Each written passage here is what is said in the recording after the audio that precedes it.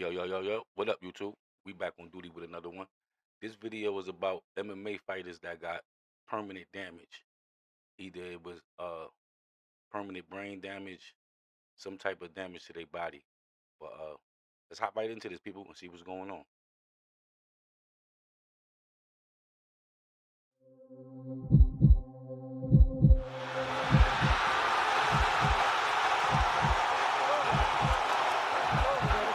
February 2016. The world expected a battle of gladiators, but what it got would later be branded the worst fight in history. Fight hard, but fight clean. If you want to touch the glove, touch it now. To make weight, Dada, 5,000 a man weighing over 265 pounds, dropped nearly 40 pounds in just 2 weeks. He wasn't just burning fat and water. He was dismantling his own. I heard that, people. They said he dropped 40 pounds in 2 weeks. That's insane. What? That's a lot of weight you cut in a short time. But let's get back into this, people. Own muscle structure. Dehydration of this magnitude turns the blood into a viscous syrup and the kidneys into useless protein-clogged filters. Within 2 minutes of the opening bell, both men hit a physiological wall. They could barely stand, let alone throw a meaningful strike. While the crowd and social media erupted in mockery, turning their collapse into a viral meme, what they were actually witnessing was a total systemic failure. Kimbo's strikes were nothing more. Excuse the ads on the video, people, but you see what cutting all that weight does to you. That's Kimbo's slice right there. They said they both had to cut 40 pounds, I guess, within 2 weeks, and they both can't even throw a solid punch right now. That's wild. But let's get back into this, people. Than feather-light taps, yet Dada didn't collapse from the impact. He fell because his internal organs were essentially shutting down in real time. While the audience mocked the display, a genuine medical crisis was unfolding in the corner. After being stretchered out, his heart stopped twice, once in the ambulance and again in the ICU. He survived, but he spent nearly 3 weeks in the hospital hooked to a dialysis machine, his kidneys pushed beyond the point of recovery. The fate of his opponent, Kimbo, was even darker. He passed away just 3 months after that night. I just want to let you guys know he's a professional fighter because, one, I don't want no cop to get injured or anything. You just send one. No, we don't want anyone. Wow, that was crazy, and I didn't even understand that. Like, when Kimbo Slice died, I was like, it seemed so abruptly, but that's wow, bro. They said both of them fighters passed away. Dude passed away that night, and Kimbo passed away 3 months later.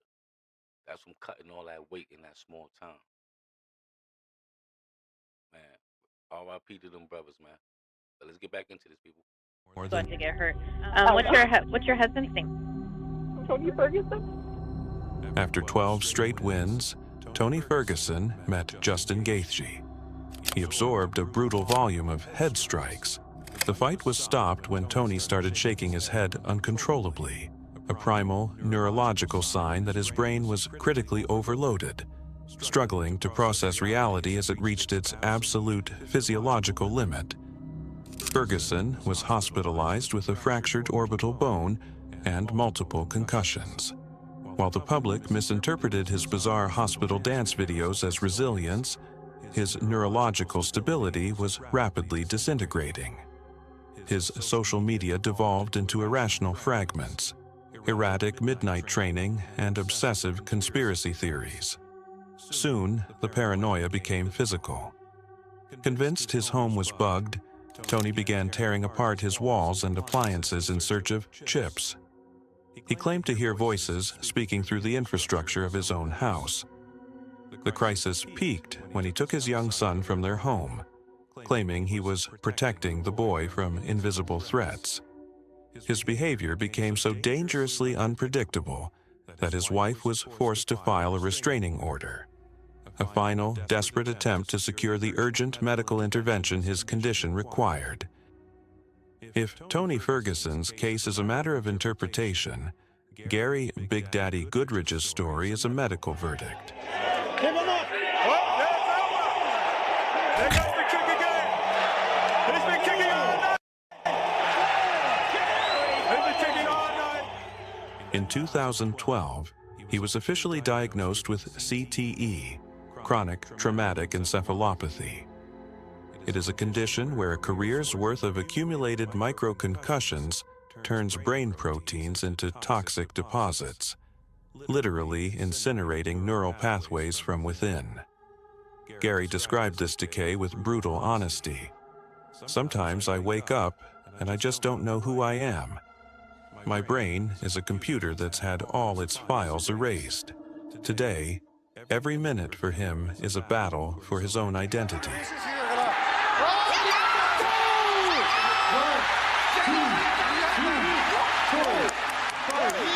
His story is the most honest testimony of what happens to champions when the arena lights fade. The brain that was once their instrument of victory becomes their ultimate prison, where they are forced to watch as their very sense of self slowly fades away. This is all heart is won in this fight. People, that is scary, man. And I don't think we appreciate these fighters enough, man, because they literally go out there and put their life on the line every fight. You see the after effects of so many hits to the head, man. Feel bad for them, bro. But let's get back into this, people. He's got to do it. He's got to stop him, I tell you. Gerald McClellan drops to one knee in the closing moments of a fight he was systematically winning. The audience is left in a state of complete confusion. Did he really absorb a strike that devastating? Or was something far more sinister happening inside his skull? Doctors discovered a massive subdural hematoma, a blood clot pressing directly against his brain. He underwent emergency surgery to remove the clot and a portion of his skull to relieve the pressure. He remained in a coma for 2 months, with doctors giving him minimal chances of survival. He survived, but the cost was absolute. He was left blind, nearly deaf, and confined to a wheelchair with a short-term memory that resets every few minutes. Today, he lives in a world devoid of sound and light, asking his sister every single morning if he won that fight. This is the true price of the spectacle, a price. Excuse the ads on the video, people. But they said every morning he get up, he asks his sister, did he win that fight? And look, that looked like it probably was over 25, 30 years ago. Man, God bless him, man. Let's get back into this, though, people. We prefer to ignore while we cheer for the knockout. Sergey Kovalev, a fighter defined by his immense punching power,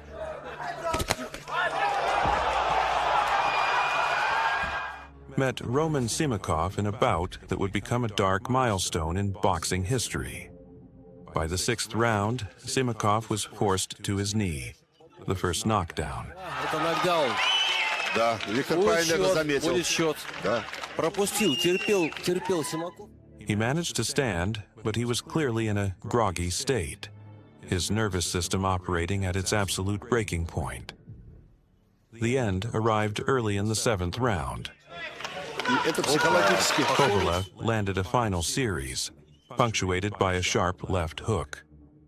Simakov went down again.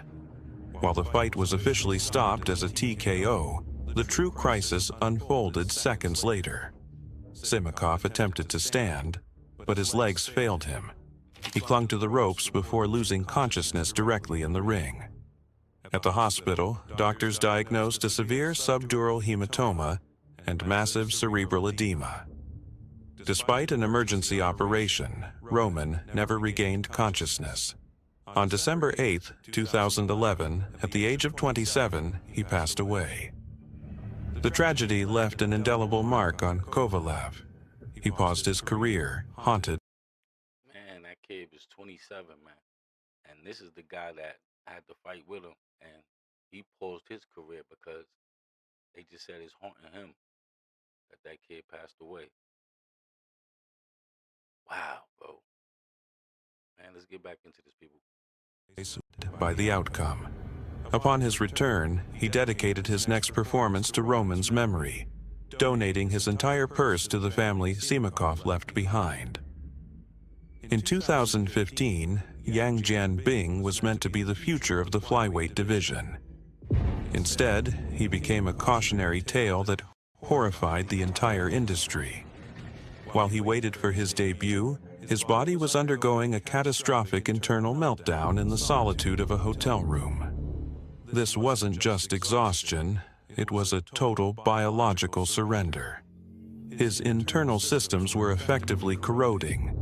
As his muscle fibers began to dissolve, they unleashed a toxic tide that paralyzed his organs and suffocated his heart.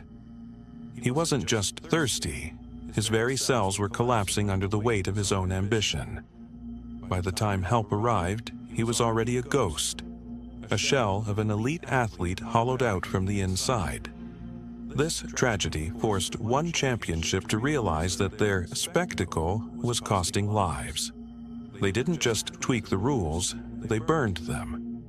By banning dehydration-based cutting and instituting mandatory hydration tests, they changed the sport forever.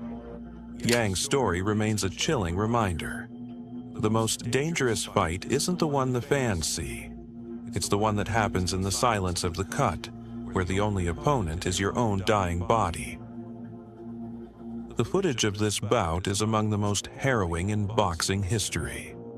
Buthelezi, who had dominantly controlled the entire fight, suddenly lost his grip on reality in the 10th round. After sending his opponent through the ropes, he turned away and began striking the void in the corner, fighting a phantom opponent. It doesn't like he wants to fight, and he doesn't know throwing punches. He doesn't know where he is. No. This happened, Colin, almost 20 years ago between Okilam Lefe. Medically, this was a manifestation of acute neurological failure. Simiso Buthelezi was rushed to the hospital, but he passed away 2 days later. The official cause was an intracranial hemorrhage. It remains a rare example of a brain continuing to operate by inertia, while biological systems are shutting down. In the aftermath, Mutungwa faced immense pressure, with many online holding him responsible for the tragedy. Weeks later, Mutungwa admitted he had reached a mental breaking point. I can't bear this anymore. I never wanted this outcome. I fought only to provide for my family. Now, I can't even step outside. People look at me as if I'm an outcast. The story of James Butler, known as the Harlem Hammer. If you notice in a lot of these cases, the fighter that passed away and the fighter that survived, the fighter that survived, he can't live with himself. You know what I mean? It's like they be prisoners of their own self, man, because they feel guilty of the fact that the other fighter didn't come out. You know what I mean? The damage that happened to the other fighters. So, as I said, man, it's just sad, people. But let's get back into the rest of this. Is a chilling example of how uncontrolled aggression and mental instability can spill over the ropes and turn into a serious criminal tragedy. In November 2001, Butler fought Richard Grant in a charity bout. Both boxers, they'll touch the gloves. Touch them up. Mike wants them both to touch it up. After losing by unanimous decision.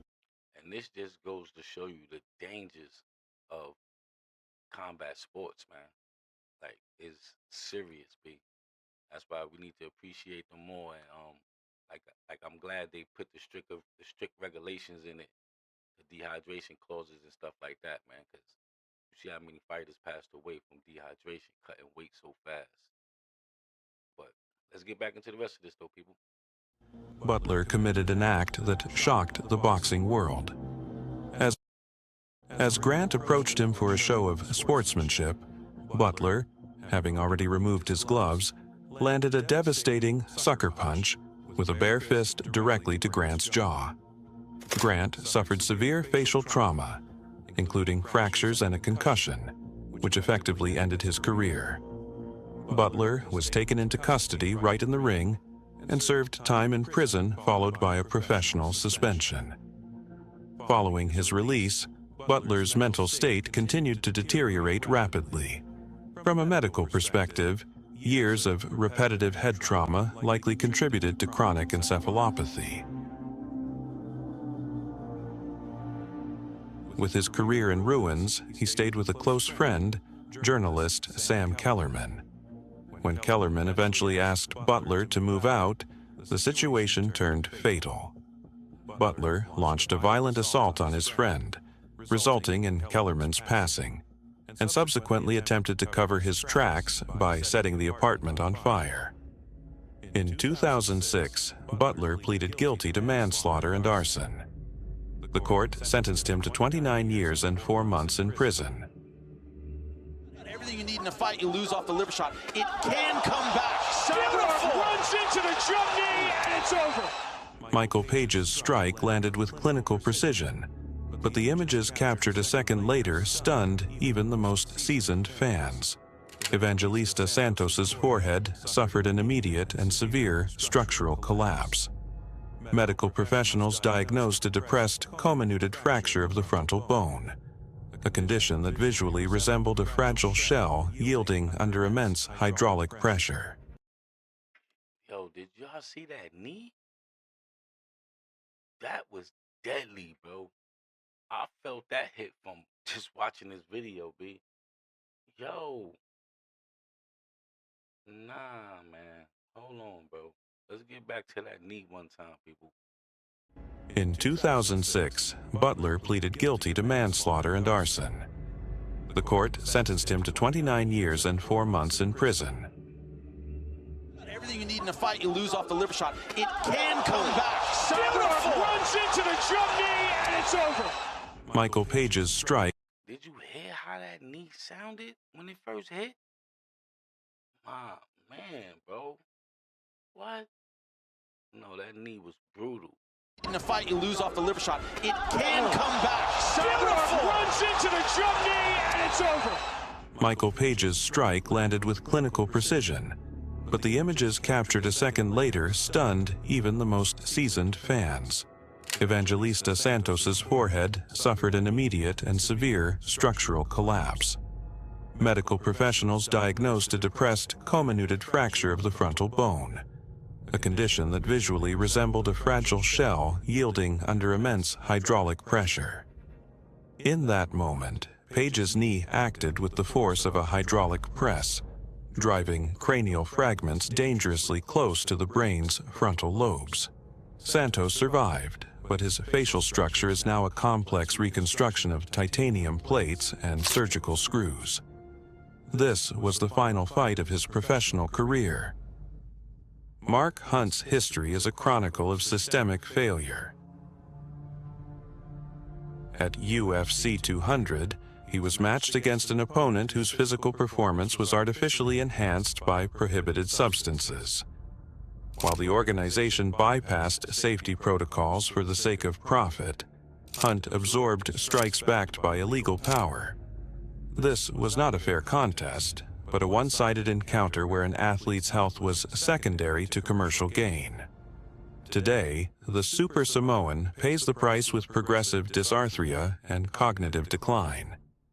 Years of facing opponents with an unfair advantage have led to a slow deterioration of his quality of life. Hunt lost his legal battles against the corporation, but his true tragedy unfolds in the silence of his own home. His words regarding his current condition sound like a final, somber admission. "I'm starting to lose my mind. Sometimes I stutter and mix up words. My memory is fading. I forget what I did yesterday. My body is failing me, and I'm just waiting for the lights in my head to finally go out."